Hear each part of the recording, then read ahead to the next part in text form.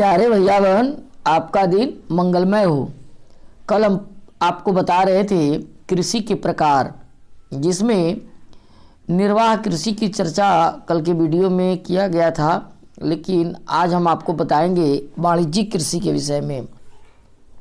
वाणिज्यिक कृषि का मुख्य उद्देश्य व्यापार करना है, बिजनेस करना है। कृषि उत्पादन अथवा पशुपालन मुख्य रूप से विक्रय के लिए ही किया जाता है, उसको घर पर नहीं रखा जाता। इसका उत्पादन हम केवल वस्तुओं को बेचने के लिए करते हैं। इस प्रकार की कृषि विस्तृत भूमि पर की जाती है, यानी बड़े भूमि के खंड पर इस प्रकार की खेती की जाती है। अधिकांश कार्य मशीनों की सहायता से किया जाता है। जितने भी कार्य हैं वो मशीन की सहायता से किए जाते हैं। वाणिज्यिक कृषि में अधिक पूंजी का निवेश किया जाता है, अधिक पूंजी का खर्च किया जाता है। वाणिज्यिक कृषि को 4 भाग में हम बांटते हैं। पहला है पशुपालन, दूसरा वाणिज्यिक अनाज कृषि, तीसरा मिश्रित कृषि और चौथा रोपण कृषि। ये 4 प्रकार के वाणिज्यिक कृषि हैं। सबसे पहले हम आपको बताएंगे पशुपालन। पशुपालन मुख्यतः विस्तृत घास के मैदान में किया जाता है। जहाँ बड़े बड़े खेत फील्ड हों, जहाँ पर घास हो, वहाँ पर पशुपालन का काम किया जाता है। पशुओं को पालने का काम किया जाता है।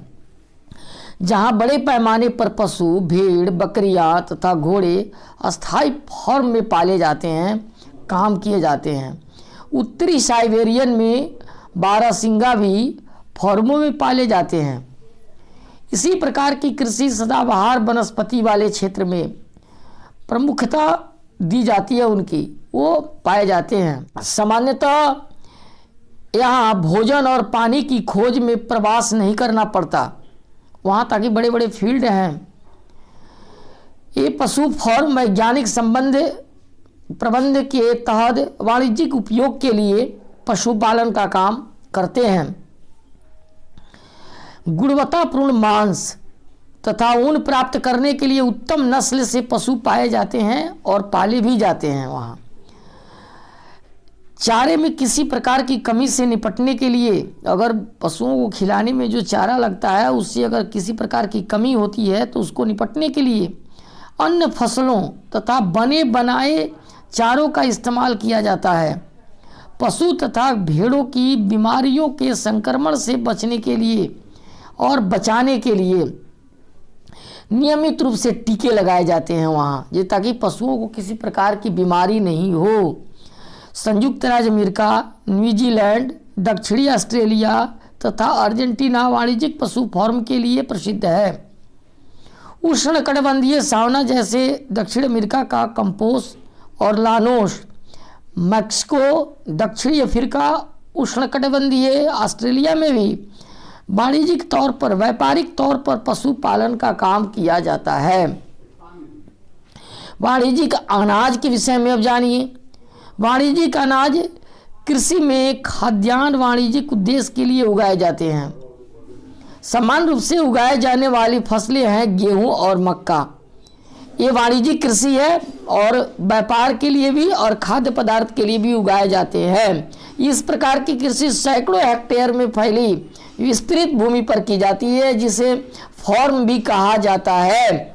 इसको बड़े बड़े खेत पर जब इस प्रकार की खेती की जाती है तो इसको हम फार्म के नाम से जानते हैं। ऐसे क्षेत्र घनी आबादी वाले क्षेत्रों से अलग होते हैं, दूर होते हैं। विभिन्न प्रकार के कृषि कार्य आधुनिक यंत्रों की सहायता से किए जाते हैं।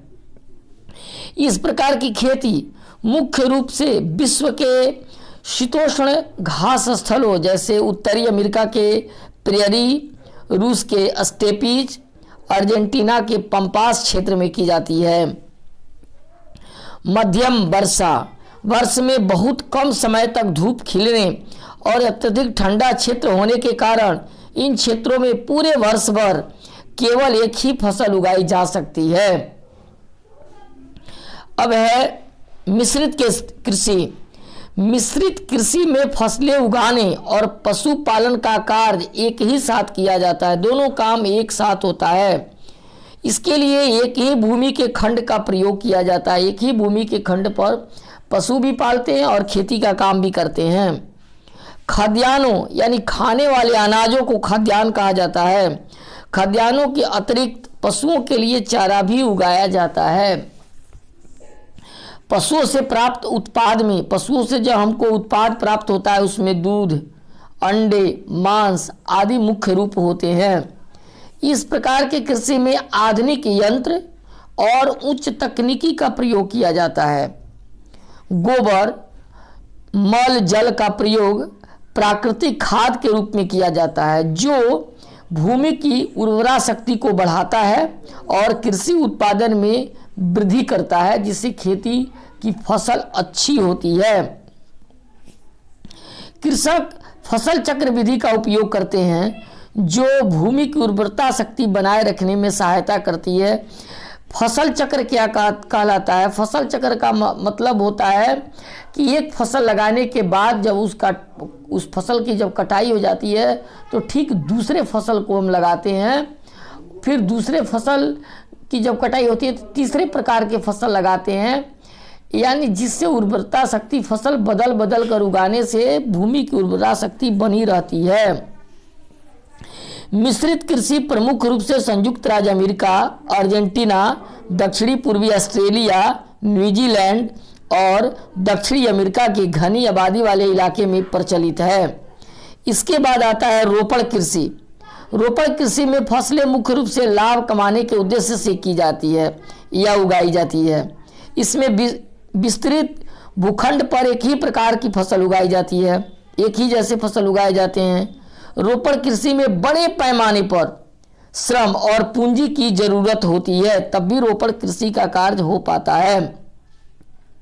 रोपण कृषि से प्राप्त उत्पादों का प्रसंस्करण करने की व्यवस्था खेत के निकट ही रहती है, खेत से हम दूर नहीं कर सकते। इस प्रकार के कृषि में परिवहन की अच्छी व्यवस्था होनी चाहिए और अनिवार्य व्यवस्था होनी चाहिए, तभी यह समय रहते हुए इसको हम सही जगह पर ले जा सकते हैं। रोपण कृषि में उगाई जाने वाली वाणिज्यिक फसलों में चाय, कहवा, काजू, रबर, केला, कपास आदि आता है। इसके साथ साथ रोपण कृषि मुख्यतः उष्णकटिबंधीय क्षेत्रों में भी की जाती है, जिसके उदाहरण है मलेशिया में रबर, ब्राज़ील में कॉफ़ी, भारत और श्रीलंका में चाय आदि। रोपण कृषि में एक और कृषि आती है गन्ने की कृषि, जो हमारे क्षेत्रों में गन्ने की कृषि प्रचलित है। यह रोपण कृषि में इसकी चर्चा की जाती है। यह रोपण कृषि है, इसको हम व्यापार के दृष्टि से ही खेतों में रोपाई करते हैं और फिर जब यह तैयार हो जाता है, इसको तैयार होने में लगभग 1 वर्ष का समय लगता है। इसको वार्षिक कृषि भी कह सकते हैं। जब यह तैयार होता है तो पूरे 1 साल के बाद फिर इसको कटाई करके गन्ना मिलों तक ले जा करके बेच देते हैं, पहुंचा देते हैं। एक नियत समय में इसकी बिक्री होती है, नहीं तो पुनः यह बर्बाद हो जाएगा, सूख जाएगा। इसका हम प्रसंस्करण करके नहीं रख पाएंगे। तो वाणिज्यिक कृषि में आज जिन चीज़ों की चर्चा हुई, इसे आप जान लिए।